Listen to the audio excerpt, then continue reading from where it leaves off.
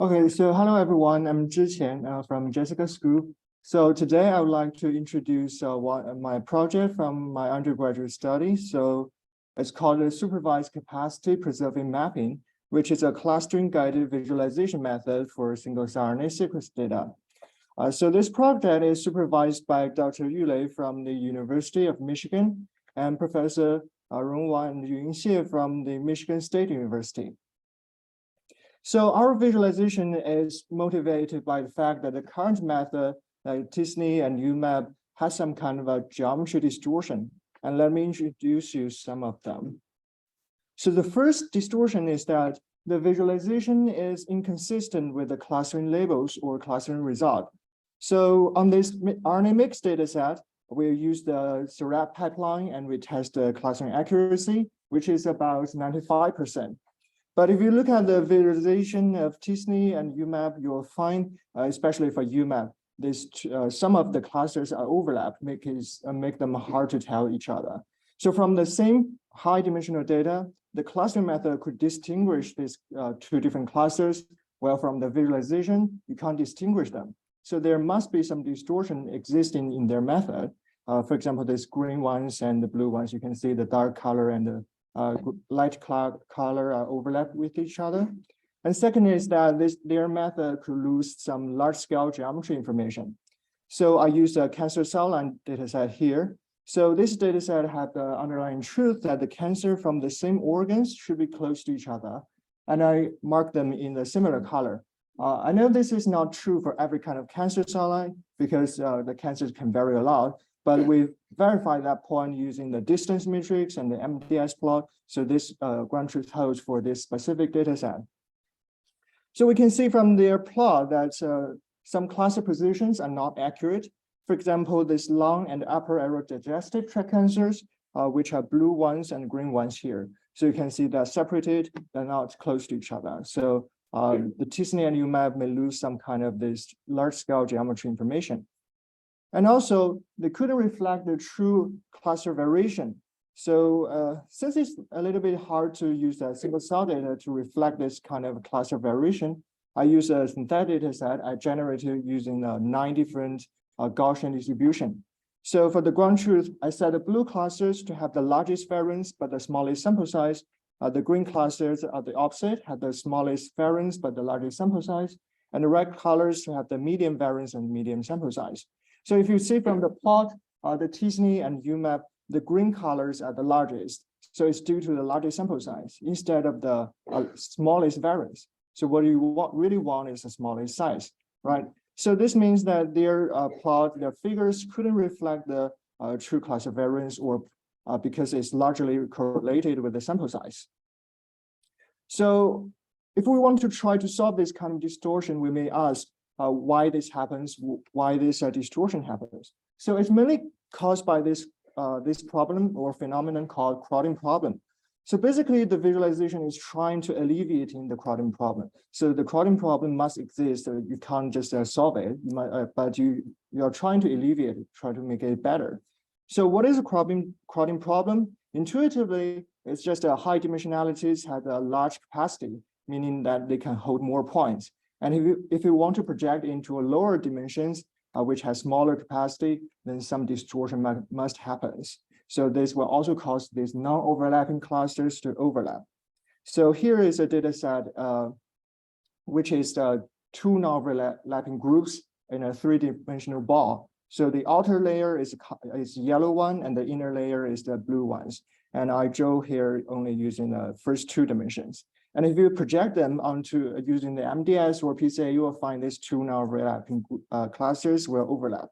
So this is called crowding problem. And to alleviate the crowding problem, we must use some kind of mathematics to show why this happens so that we could solve it better.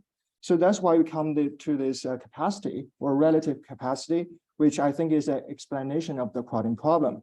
So here the relative capacity is defined on the manifold. So in single cell data, we usually assume that the data set is mainly lies on a manifold. So the manifold is a low dimensional structure in a high dimensional space. So due to some changing correlations, you may think this data may not occupy the full space. there is some underlying structure with it. So suppose we have a data point X on this manifold, and the relative capacity defined on the radius R neighborhood centered as X, it is defined as an expectation. Basically, you count how many points are there in your neighborhood. So I also use a cartoon here to show intuitively what this relative capacity means. So here, this two-dimensional sheet in a three-dimensional space is a kind of manifold M. And here is this neighborhood centered as X with the radius R, and the points here follow some kind of distribution F. And this relative capacity, just to calculate the number of points in the neighborhood and divide by the number of points on the manifold. And also we have this average capacity of all the radius R neighborhood, which is taken over all the centers. And the relative density is a derivative with respect to this radius R. So now I used another toy example to show you how this relative capacity could explain the crowding problem. So for example, I have this M1. So we have this data set M1, and it's a three-dimensional ball. And we assume that the points on this ball follows a uniform distribution. And by some simple calculus, you can see this relative capacity at center 0. The capacity is equals to R cubed. And if you want to project this M1 to a two-dimensional space, and if you want to keep the density and keep the distance structure, that means you want to project into some kind of disk shape. So this is M2 you want to project that onto. And if you calculate it, you will also find the relative capacity is equals to R squared. And using this relative capacity, you take the derivative with respect to the R, you'll find the proportion of points on each layer. So M1 equals to this many and M2 equals to this many. So this dr is a kind of a thickness at each layer. And so here I take 3 different layers as an illustration. So the layer with the radius 1 divided by 4, and layer with the radius 1/2 and 1. So if you calculate the ratio of how many points the 3 different layers can hold for M1, you'll find it's equals to 1 to 4 to 16. And for M2, it's equals to 1 to 2 to 4. So if you want to match the smallest layer, the number of points on the smallest layer, then you must find that on M1, the number of points on the outer layer has many more. So if you want to project it, if you want to force this density or structure to still be kept, there must be some distortion. So how do we solve it, or how do we alleviate? That's why we have this solution called capacity adjusted distance. So it's just a transformation of the high dimensional distance that you take the original distance to a power. So here you can see it's a 3-dimensional by 2, and here actually the 3 is a dimensionality in the high dimensions, and 2 is a low dimensionalities. And by this transformation, and if you do the calculus, the variable transformation, and you will find now this time these 2 ratios are matched. And here is a formal definition of this capacity adjusted distance. So here this is x, the norm of x minus 1 is a kind of a distance matrix between x and y. You can take any distance matrix like the Euclidean, geodesic, or diffusion distance, any kind of distance, and you just calculate its power. So here this NH is intrinsic dimensions. You can estimate it from the high dimensional data, and S is the visualization dimensions, depends on whether it's 2 or 3, which kind of dimensionality you want to visualize. And then you could prove that the capacity in both high and low dimensions is now then could match. So now this kind of a crowding problem is alleviated.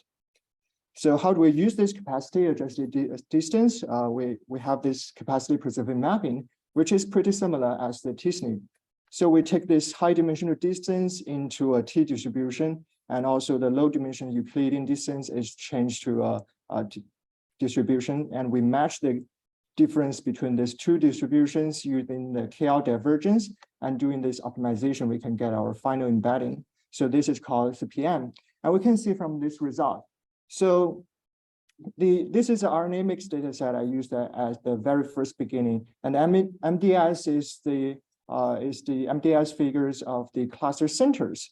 So we can see that for this data set, it has this kind of triangle structure, and the CPM keeps this structure pretty well. And if you could see the very first beginning, the t-SNE and UMAP on the same data set, they have some kind of distortion of this structure. But one thing you may also notice is that there is one drawback that is very sensitive to the noise and outliers. So because the capacity adjusted distance, it takes a power. So the longer distance will become much more longer. So the visualization is much sensitive to the outliers. That's a problem. So that's why we use the clustering result to overcome this kind of drawbacks. And at the same time, we could also overcome the first drawback I mentioned at the very beginning, that is the inconsistency with the clustering result. So now you use the cluster labels to solve these drawbacks at the same time. So we also did some modification on the original vanilla CPM. So we multiply a small constant on this CAD between different clusters to pull them a little bit far. And also we change the high dimensional distance into another distribution a little bit different, which is a T distribution with a degree of freedom D. D here is a tuning parameter. And also we also add an objective function. We add a penalized term, which is kind of taking this form. So the numerator is within cluster distance, and the denominator is the intercluster distance. So if you want to minimize this, you kind of shrink the clusters while putting different clusters far away from each other. And here is a result of our methods on different data sets. So we can see this is a synthetic data set I used to show the cluster variance, and now this time the supervised CPM with the Euclidean distance, you can now see the reflect this true variance again. And also, for this data set, I have set this 9 different colors to 9 different clusters to have some kind of a structure. So you can see they can capture this triangle structure better than t-SNE UMAP. And also for this RNA mix data set, our method can also separate different clusters and also maintain this triangle structure better. And also for this supervised UMAP, even though they separate different clusters better, but you can see they kind of distort this kind of structure even more. And also for this cancer cell line data set, and now you can see different, like the blue clusters, green colors, and also the yellow one. These are similar colors are grouped together. So reflecting the true kind of the positions similar as the MDS results. And also for this PBMC data set, so here is this pink ones I mark here. So it's called platelet cells.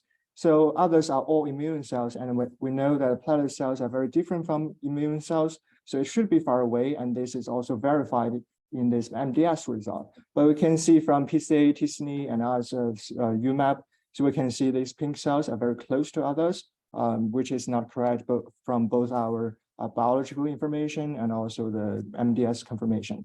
But we can see from the sub-CPM, the pink ones are very far, and also the separation is good, and it still capture the similar structure as the MDS result. And also we have T cells from the COVID patient, so we can see now again the sub-CPM with the Euclidean distance, it could separate the different classes and also match the MDS result. And also the sub-UMAP, we can see here, even though they separate different clusters, we can see still there's some blue, red ones close to this greenish clusters. So even though they separate different clusters pretty far, they still have some this kind of overlapping issue. And additionally, we also compare them using some evaluation matrix. So here I won't go to the detailed formula, but I will introduce what kind of aspect they are measuring. So the first one is KN, the preservation of K nearest neighbors. So it's about the local structure. And CPD is a correlation between pairwise distance between the high and low dimensions. So it's about a global structure. And KNC is a preservation of K nearest neighbors of cluster means or cluster centers. So it's about the cluster positions. Core V is a correlation between within cluster total variation. So it's the cluster variance. And log CSM is a logarithm of cluster separation measure. So it's measuring how well the cluster are separated. So here is a comparison of the matrix, and here for all of these 5 matrix, the higher the better. So we can so one particular thing is this for this KN. So our method is this red and blue ones. So one is Euclidean and the other is geodesic distance. And we can compare with the green one, the t-SNE one. So we can see sometimes we have the similar performance as t-SNE, but sometimes better, but sometimes worse, but still have the similar performance as UMAP. So we have to admit that our local structure preservation is not as good as the t-SNE, but we can see from other like CPD, KNC, and CoreV, they have better preservation, better than all of the other method. And also for this cluster separation method. So you can see for the UMAP, it has a higher score, but as I showed before, even though they achieve a very high score, it doesn't mean they separated pretty well. And also, we think it's not necessary to separate that much. As long as you can have a clear separation, that's enough. So it doesn't mean, for this score, it doesn't mean the higher the better, right? And so in summary, the supervised capacity preserving mapping is a supervised visualization method that could alleviate the crowding problem using the capacity, adjusted distance, and the label information. And supervised capacity preserving mapping has a very good performance in separating different clusters, capturing cluster variance and large-scale distance. And still we have the similar performance in the local structure as the UMAP. And also for the future improvement, we could think about how to incorporate the continuous labels like the pseudo time or something, or how to improve the computational time. I think that's a part of the huge problem here. And here's our code. If you want to try, you look into it, and I'm very welcome to your feedback. So at last, I want to thank for Dr. Yulei, Rong Wang, and Yun Xie for their supervision, and Jessica for giving me this opportunity, and group members from GSB for their help. Yeah, that's all. Thank you. Do you have any?